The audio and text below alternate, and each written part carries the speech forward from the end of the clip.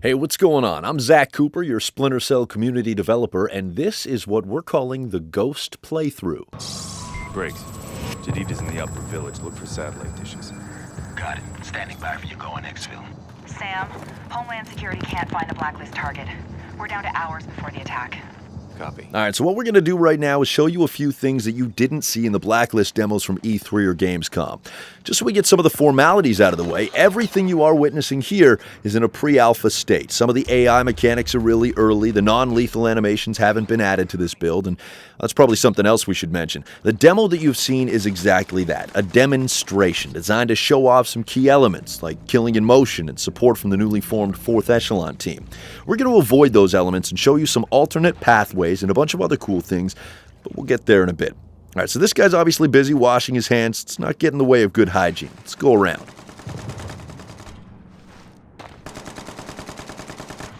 So what we can see here, we've got 3 enemies over there by the truck, at least 1 further back, and then there's the hand washer to our right. Let's try and go at this from a different angle. As we wait for an opportunity to move, take a look at Sam Fisher, the sweet job the animation team at Ubisoft Toronto has done. Sam's always aware of his surroundings. Now look at that. Cliff.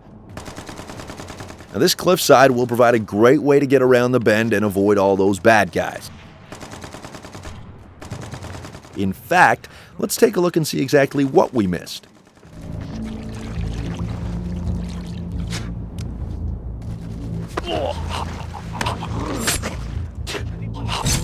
Alright, we found another cliffside, and with it the opportunity for some more sneakiness. But you watch the original demo in that top right corner while we get into position for our next move.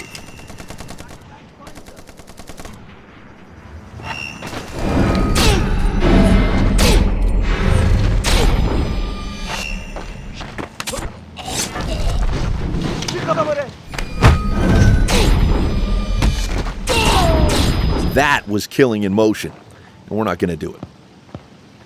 Let's try and do this quietly. Sam, I'm seeing half a dozen soldiers in a high-caliber technical across that bridge. Could get loud. Not if we don't let it. Back to the sneaky. All right, we appear to be in good shape. Let's see the damage report. So in the original demo, we took out 7 guys using an abduction takedown in the tent before we went on a killing in motion tear, which ended with that badass Mozambique drill. In this Ghost playthrough, on the other hand, we left them all standing. It's your choice. Do as you wish. You've heard us talking about variety of gameplay, and it is most definitely in there. We'll get to share more of all the playstyles in our coming communications. In the interim, let's see what's brewing on the other side of this cliff. Just hope you're not afraid of heights.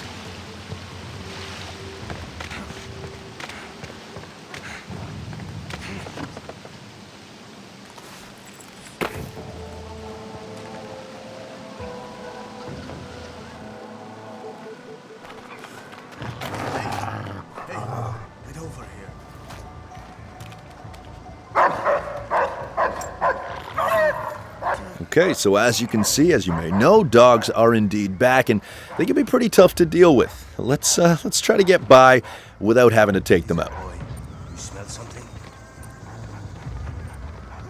There. All right.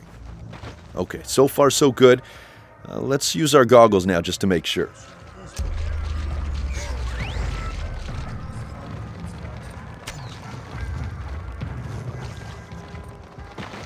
Alright, so the dog seems to have found something else. In the original demo, we went to our right over there, so let's stick to the left.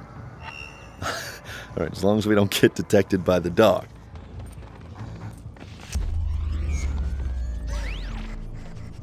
Alright, so he's heading toward where we just came from, meaning it's time for us to move, or the dog could track our scent and then subsequently alert the guards. Move out! Jadid's on his way. Secure the area. You, anything moves, shoot it. Keep the machine gun secure. The rest of you, start a sweep.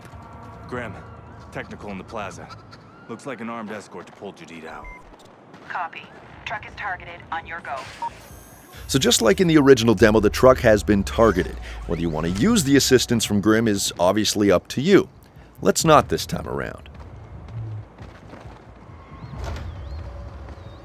Okay, one thing I can show you, due to our pacing this time around, is moving bodies.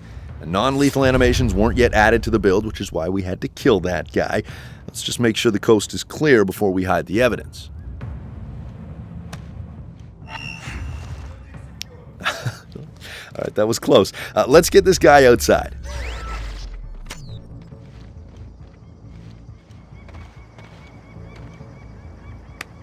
All right, here should do. And because they're doing patrols, let's just go ahead and close this door to cover our tracks. So instead of going into a firefight, perhaps using some blind fire, let's once again find another way around. Now, you may not have seen it at first, but a little exploration goes a long way. That's the truck right there, and by this point, that fire for effect window for Connect or your controller will be long gone, even if the truck remains. All right, so onwards and upwards. We still got to get to Jadid's hideout.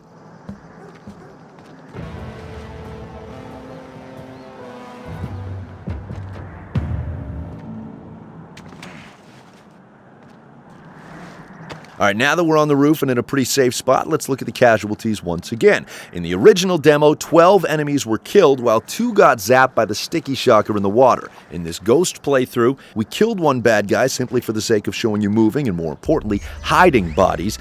There wasn't any of that at E3 or Gamescom. The original demo, we showed off the airstrike. This time around, we decided to let Grim just sweat it out. Now, like a lot of the other things you've seen here, the goggles are still a work in progress, still being tweaked, but you at least get to see how the pulses work for now. Let's rappel down and say hello, shall we?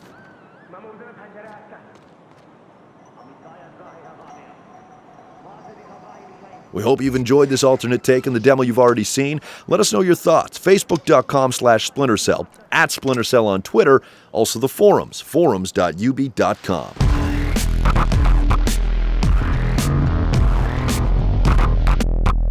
Hi, I'm Pat Redding, Game Director for Splinter Cell Blacklist. Today I'll be taking you through the Abandoned Mill, and we'll look for a few different approaches for tackling this level. We'll be showcasing the 3 playstyles present in Splinter Cell Blacklist: the Ghost, the Panther, and Assault.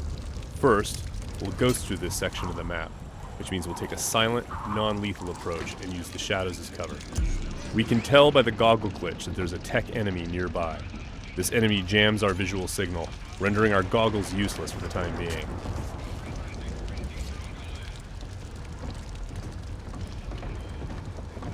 Oh, come off it. That was never offside. What the hell are you watching? Some game from South America. There are a number of enemies below, so let's look for another way down. Bad football's better than no football, you ask me. The tech enemy's dangerous. If we get detected, he's also able to deploy recon drones, which can hunt us down and deliver an explosive payload.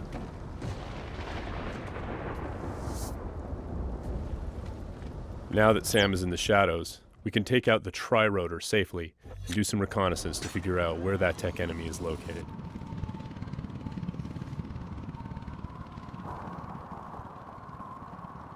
The tri-rotor is equipped with sonar vision and can access areas that are too dangerous or difficult for the player to navigate.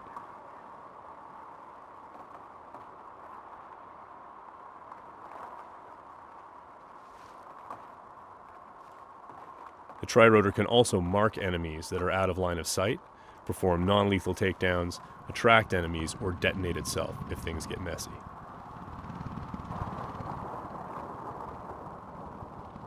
We have to be careful though.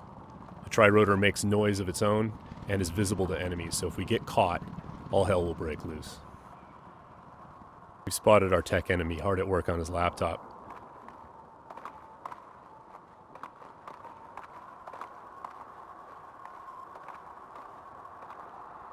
Now we're going to use the sticky shocker to take him out.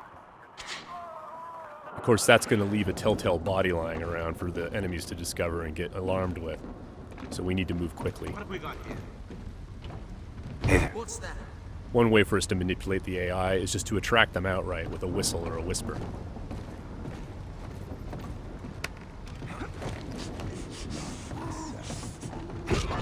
Another method that keeps our ghost score intact is to use sleeping gas and other non-lethal gadgets. Because this enemy is standing in the light, this is one way for us to slip past undetected.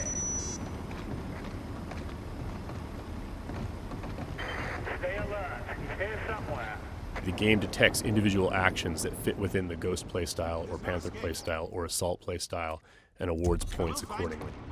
As always, Splinter Cell is a game about light and shadow and using it both to hide and as a weapon against the enemy. Sam can create shadows when he needs to.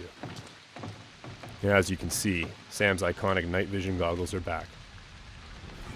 Our AI is dynamic, which means when they discover that things are disturbed or not where they're supposed to be, they'll come and investigate. Sometimes the player can use that for their own benefit.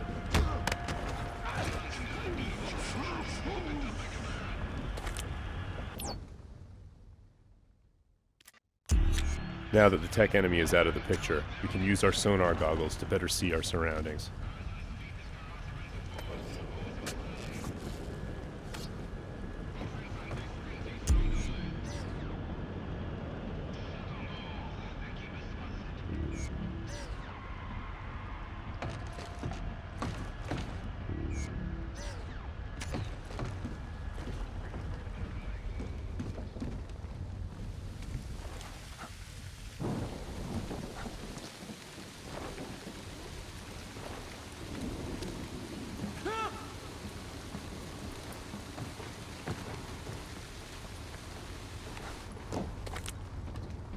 Still breathing.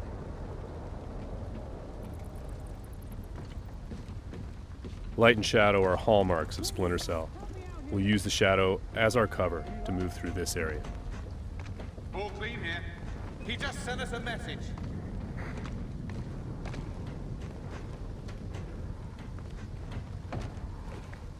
Watch your back. We've got to be close. Come up now and I'll treat you gentle.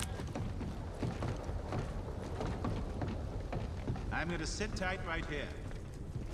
Now, we're going to go through the same area and take a slightly different approach, the approach of the Panther player. What the hell are you watching? This approach involves staying undetected, but striking lethally from the shadows and leaving no one standing. Bad football's better than no football, you ask me. Watch this lot long enough, you might change your mind, mate. That keeper there, he's not bad. Find 20 more When the like opportunity him, presents and you itself, might have a game. the Panther player will line up multiple enemies for a killing in motion finish.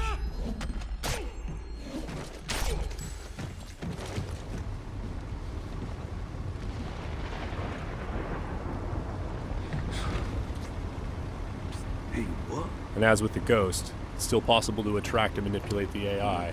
It's just the end result is a lot deadlier.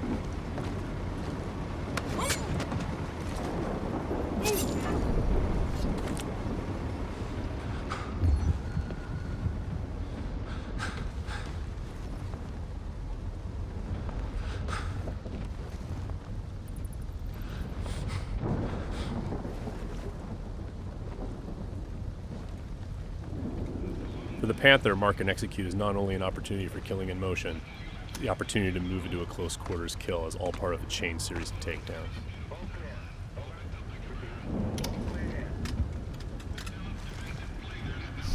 Drone is locked.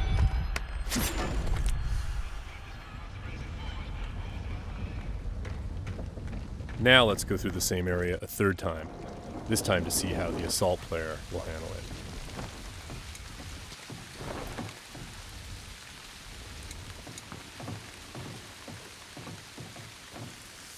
This player's all about taking kinetic action. They don't mind being loud, they don't mind being detected, because they know there won't be any witnesses left behind to say anything about it. We're going to be more aggressive with these guys here and see what happens. Watch this lot long enough, you might change your mind, mate. That keeper there, he's not bad. Find 20 more like him, and you might have a game. For the Assault player, moving in stealthy into close quarters is just an opportunity to grab an enemy in human shield and use them to soak up some bullets when entering combat. That's not gonna help.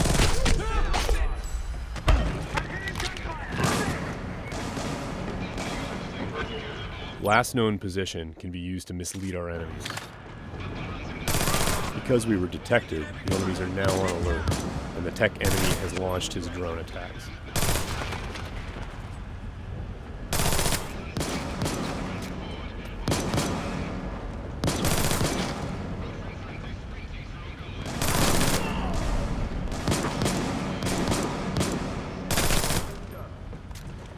The gameplay in Splinter Cell is dynamic.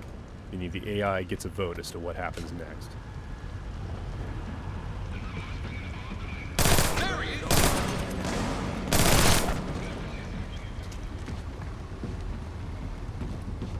Let's keep advancing and take that tech AI out with some hand-to-hand. Drone is locked.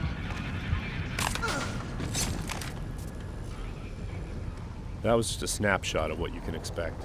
Stay tuned for more Splinter Cell news in the weeks to come.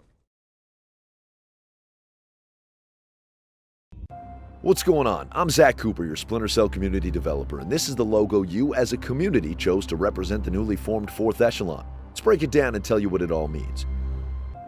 If you're familiar with the Splinter Cell franchise, you've at least heard of the Fifth Freedom, the foundation for the Splinter Cell Directive's original mission. Former U.S. President Franklin D. Roosevelt, or FDR, articulated in 1941 the 4 freedoms were the freedom of speech and expression, the freedom of worship, the freedom from want, and the freedom from fear.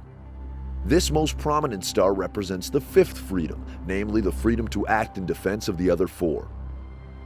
The Talon is a legacy element from 3rd Echelon. It stands for 2 things, the first of which is continuity between the Echelon units, and the Talon of the Bird also symbolizes the way the agency does business, with an airborne headquarters and the ability to strike, silently, suddenly, and with deadly precision. As for the Shield, the representation is that 4th Echelon's mission is ultimately defensive. Their mandate is to protect the 4 freedoms, shielding them from those who would otherwise disrupt them. The grid overlay on the satellite view map is a nod to 4th Echelon's technological bent. It represents the Strategic Mission Interface, also known as the SMI, and the fact that 4th Echelon operates by wedding analytics to action. Without intelligence and analysis, Sam Fisher's heroics would be directionless. Without Sam to act, the best intel in the world does nothing. This is the logo you chose. Now you know what it and 4th Echelon is all about.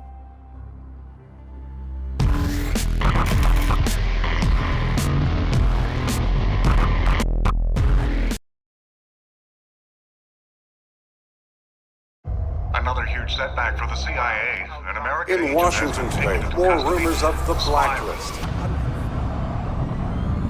Gentlemen, the Blacklist is real. Rogue intel agencies like 3rd Echelon are the problem here, not the solution. I want every single operation related to them grounded and gutted now. I'm shutting 3rd Echelon down, effective immediately. That's the signal. We're on. Sam, we're ready.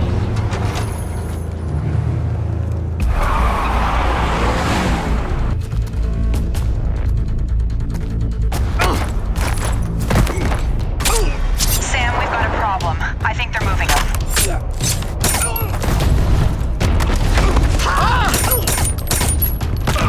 هو لا يسوى شيء. انت مشروم، سمعت لا بقول لك؟ خلص. هذا تاسم البلاد أوان. تعالك لفرصة.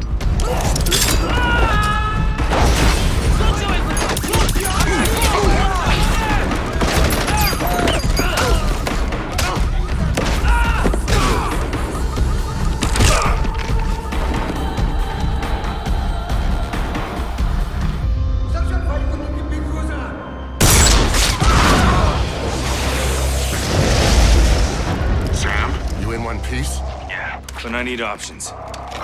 The closest exit point is the roof of the south wing.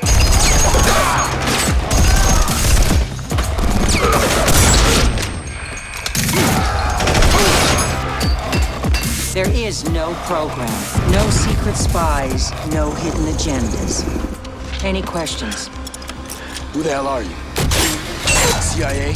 Delta? Welcome to 4th Echelon.